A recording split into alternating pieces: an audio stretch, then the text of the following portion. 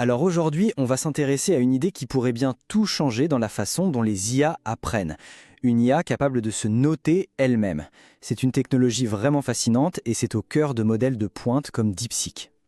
Imaginez, juste un instant. Et si, au lieu de dépendre tout le temps de la supervision humaine pour devenir meilleure, une IA pouvait développer sa propre conscience critique? Une conscience qui lui permettrait d'évaluer et même de corriger son propre travail. C'est la grande question qui va nous guider. Voilà le programme.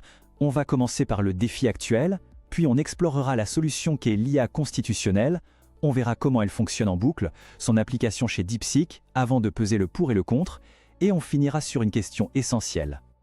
Allez, on plonge dans le vif du sujet. Pour bien saisir cette innovation, il faut d'abord comprendre le problème qu'elle est venue régler. La méthode classique pour éduquer les IA, c'est ce qu'on appelle le RLHF, l'apprentissage par renforcement à partir du feedback humain. C'est puissant, oui, mais ça a ses limites. En gros, ça repose sur des milliers d'humains qui notent les réponses de l'IA. Et ça, non seulement ça coûte une fortune et c'est très lent, mais en plus c'est forcément teinté par la subjectivité de chaque évaluateur. Alors face à ces défis, une nouvelle idée est émergée. Et si on donnait directement les règles du jeu à l'IA? Et c'est là qu'intervient l'IA constitutionnelle. L'idée, c'est quoi? Au lieu de demander à des humains de juger chaque réponse, on donne au modèle un document, une sorte de constitution. Ce document définit ce qu'est une bonne réponse. Être utile, ne pas être dangereuse, être honnête, etc. Et le modèle, lui, doit apprendre à respecter ces principes à la lettre. L'analogie est parfaite, vraiment.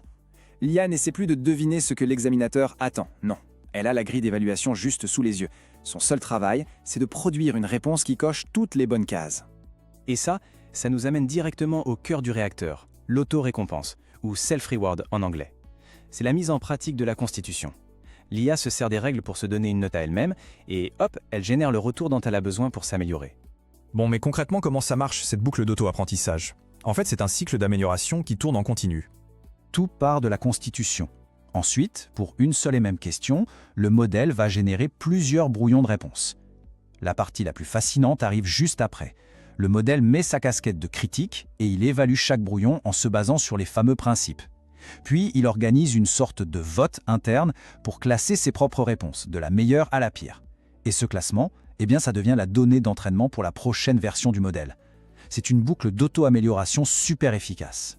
Et attention, tout ça, ce n'est pas juste de la théorie. Des modèles de pointe comme DeepSeek V3 utilisent déjà cette approche. D'ailleurs, si on regarde le rapport technique de DeepSeek, c'est écrit noir sur blanc. Il confirme qu'ils utilisent une approche d'IA constitutionnelle où le modèle s'évalue lui-même. Ça prouve bien que la technique n'est plus au stade de l'idée, elle est au cœur des modèles les plus récents et performants. Pour y arriver, DeepSeek utilise un algorithme particulier qui s'appelle GRPO. Le gros avantage de ce truc, c'est son efficacité. Pour faire simple, ça évite d'avoir à entraîner un deuxième grand modèle qui servirait juste de juge. En se passant de ce modèle critique, tout le processus d'entraînement devient beaucoup plus léger et donc plus rapide. Mais bon, comme pour toute technologie, il y a des avantages évidents, et puis il y a des zones d'ombre. C'est crucial d'avoir une vision complète. Du côté des avantages, c'est assez clair. D'abord, la scalabilité. On peut entraîner le modèle à une échelle beaucoup plus grande sans dépendre de milliers d'heures de travail humain. Deuxièmement, la flexibilité. Si on veut changer le comportement de l'IA, en théorie, il suffit de modifier sa constitution. Et enfin, la cohérence. L'évaluation est basée sur des règles fixes, pas sur l'humeur ou la subjectivité des évaluateurs humains. Par contre, les limites sont tout aussi sérieuses. Le plus gros risque, c'est le biais circulaire. Si le modèle a déjà un défaut, il pourrait se noter positivement dessus et donc renforcer ce défaut en boucle.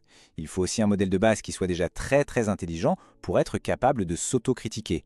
Ensuite, il y a ce que certains appellent la malédiction de la flexibilité. Plus un système est complexe, plus il peut échouer de manière totalement imprévisible. Et enfin, ça pourrait mener à une sorte d'uniformisation du langage, favorisant un seul style au détriment de la diversité. Finalement, tout ça nous amène à la question de fond qui se cache derrière cette technologie. La capacité d'une IA à s'évaluer elle-même, c'est une avancée remarquable, c'est certain. Ça ouvre la porte à des systèmes beaucoup plus autonomes. Mais ça soulève une interrogation vertigineuse sur le contrôle et la confiance. Donner le marteau du juge à celui qui est sur le banc des accusés, c'est un pari audacieux. Et c'est la question sur laquelle il va falloir continuer de se pencher à mesure que ces technologies évoluent. Merci d'avoir suivi cette analyse.